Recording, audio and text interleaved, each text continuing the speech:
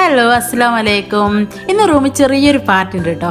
കുറേ ഫാമിലി ഒന്നും ഇല്ല കേട്ടോ, 2 ഫാമിലികളുണ്ട് കേട്ടോ. അപ്പോൾ അവർക്ക് ഇന്ന് എന്തൊക്കെ ഫുഡ് ഉണ്ടാക്കിയെന്ന് കണ്ടാലോ. നല്ലൊരു മാംഗോ പുഡിംഗ് ഉണ്ടാക്കി കേട്ടോ.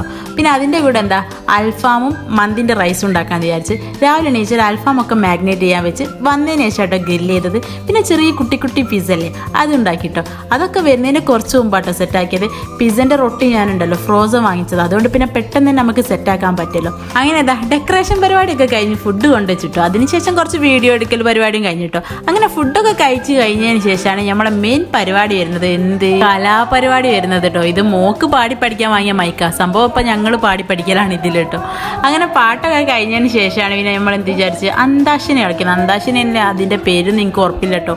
ഈ പാട്ട് പാടിയിട്ട് ലാസ്റ്റ് അക്ഷരം വെച്ച് പിന്നെ അടുത്ത ടീം പാടിയ അങ്ങനെ 2 ടീമായിട്ട് പാട്ട് പാടി കളിച്ചതിന് ശേഷം ഞങ്ങളെ ടീം തന്നെ ജയിക്കുള്ളൂ. അത് പിന്നെ അങ്ങനെ ആണല്ലോ. അപ്പോഴേ വീഡിയോസൊക്കെ ഇഷ്ടപ്പെട്ടാൽ സപ്പോർട്ട് ചെയ്യാൻ മറക്കരുത്. ഓക്കെ.